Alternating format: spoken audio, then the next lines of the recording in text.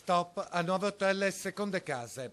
Autocertificazione per gli albergatori che potranno decidere quanto valgono i loro hotel in termini di stelle.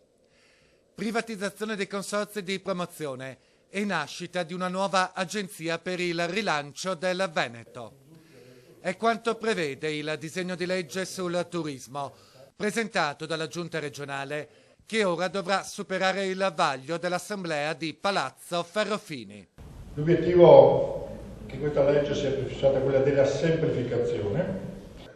Se il Veneto nel 2010 ha registrato 14 milioni di pernottamenti, si punta ad arrivare a 20 milioni entro il 2020, valorizzando anche l'area delle colline della Pedemontana. La nuova legge sul turismo introduce anche la tanto vituperata tassa di soggiorno, anche se ancora non sono chiari i termini della questione. Abbiamo chiesto ad esempio che ci sia una moratoria per il 2011 perché ormai siamo già in piena stagione, quindi sarebbe inopportuno applicarla.